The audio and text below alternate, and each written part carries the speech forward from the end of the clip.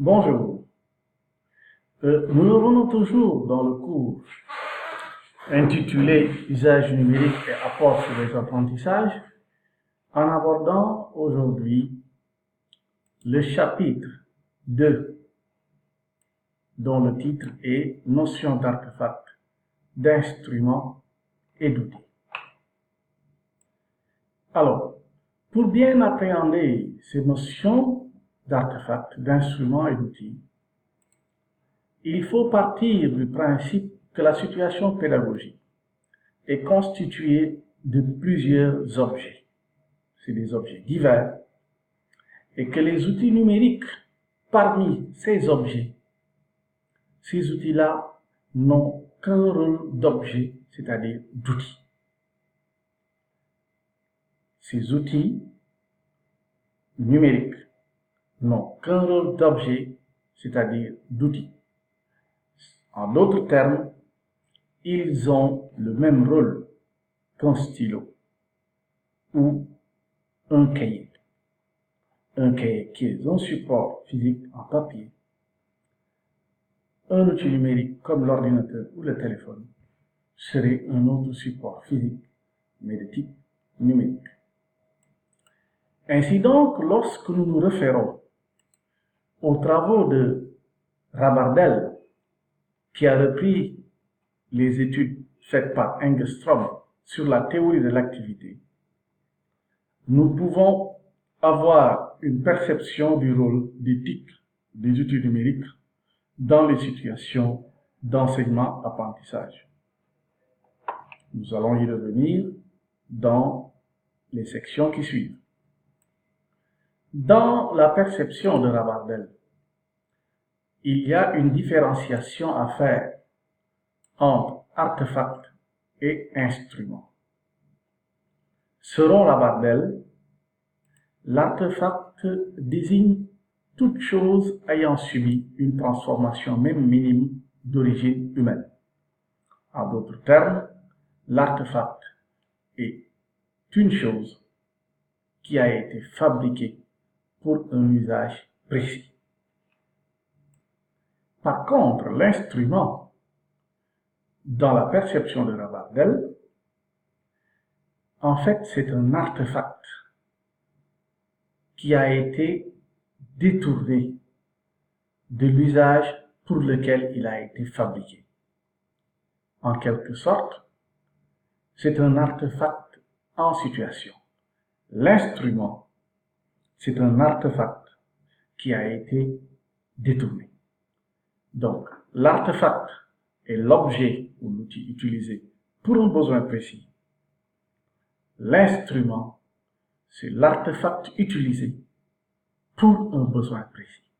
Donc, l'instrument peut désigner un artefact dont l'usage a été détourné. C'est pourquoi on dit ici l'artefact en situation, inscrit dans un usage, dans un rapport instrumental à l'action du sujet, en tant que moyen de cette action. Voilà le sens de l'instrument dans la pensée de Rabardel. Donc, l'artefact donne naissance à l'instrument, qui est le résultat de l'usage d'un outil. On peut dire également que l'artefact est un outil. Pour donner un sens plus clair à tout ce que nous venons d'expliquer, on peut dire qu'un artefact est une réalisation humaine élaborée pour un usage imaginé. Et on donne ici l'exemple d'un couteau de cuisine. Il a été fabriqué comme couteau, donc il sert à couper. Un sujet utilise l'artefact avec une intention précise dans ses usages non forcément prévus initialement. L'artefact en ce moment devient un instrument. Le même couteau qui a été fabriqué pour couper, on peut l'utiliser comme tournevis. cet artefact n'est plus artefact dans sa nature première, il devient instrument parce que réutilisé pour un autre usage. On continue toujours. Pour Rabardel, la notion d'instrument va au-delà de la dimension matérielle.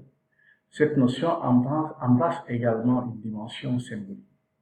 Alors, ce que ça veut dire, c'est que pour Rabardel, les objets de la culture symbolique, les objets symboliques construits comme les productions intellectuelles, les connaissances humaines en général, et les objets matériels construits, que sont les outils qui sont fabriqués,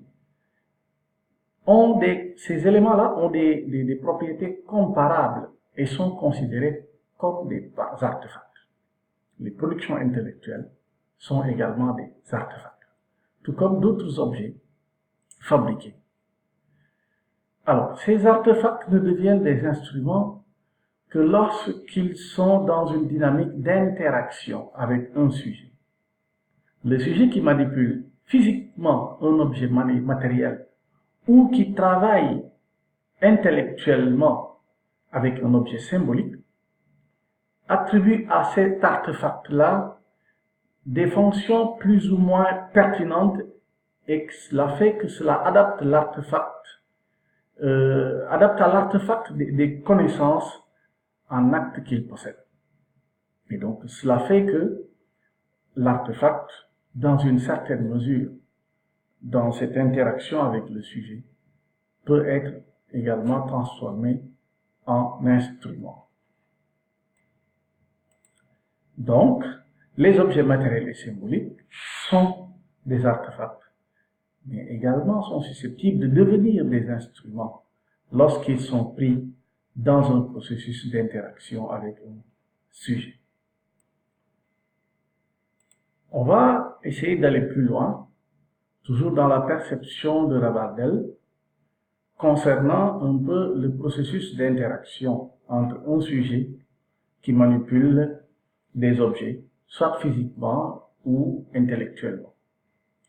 Et donc, ce mouvement perpétuel d'attribution de fonctions ou d'adaptation des connaissances, Rabardel l'appelle la genèse instrumentale qui se manifeste à travers deux processus.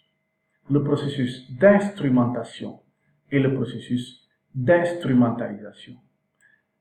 Le processus d'instrumentation est un processus qui est guidé par le sujet. Le sujet se dote d'instruments adaptés à sa tâche, à partir de ce qu'il a à côté de lui, ce qu'il a comme artefact disponible. Tandis que le processus d'instrumentalisation de l'artefact ici, l'artefact est transformé en instrument. Nous le verrons dans la figure qui suit, comment il faudrait lire cette interaction dans la manipulation des objets par le sujet. Alors, nous voyons ici la figure qui nous permet de nous représenter un peu ce processus ou ces processus d'instrumentation et d'instrumentalisation. Nous voyons l'objet manipulé à travers un usage par un sujet. Alors, dans le cas de l'instrumentation, comme vous le voyez ici, l'usage détermine le sujet. L'artefact, à côté du sujet, est manipulé pour servir ce pourquoi il a été fabriqué. Dans le cas de l'instrumentalisation, l'usage est déterminé par le sujet, qui, dans une situation précise, utilise un artefact, le détourne de son usage premier pour satisfaire un besoin. Donc, le processus d'instrumentation et d'instrumentalisation, il faudrait le comprendre ainsi. La genèse instrumentale, donc, résulte de la dynamique de l'activité du sujet et englobe ces deux processus que nous venons de voir. Il y a le processus d'instrumentalisation, d'une part, un processus de transformation de l'artefact en situation d'activité, tant au plan de sa structure que de son fonctionnement. Ensuite, nous avons, d'autre part, l'instrumentation qui résulte de la transformation sur le plan cognitif du sujet. Il consiste en l'adaptation des connaissances du sujet à l'artefact ou à la création de nouvelles artefacts. Alors, ce que nous venons de voir nous permet de nous dire que dans le même prolongement, la situation d'enseignement-apprentissage est un processus d'interaction. Étant donc un processus d'interaction, il fait intervenir plusieurs objets, plusieurs artefacts. Et donc, on peut considérer que le contenu disciplinaire comme un artefact didactique, la mise en œuvre de ce contenu disciplinaire à travers l'enseignement constituerait l'artefact pédagogique. L'intégration d'un instrument dans cette situation-là serait donc l'artefact technique. Donc, la combinaison de l'ensemble de ces instruments-là permet d'avoir une situation pédagogique, soit équilibrée dans le cas où l'ensemble de ces artefacts sont maîtrisés, ou déséquilibrée dans le cas où des biais sont notés.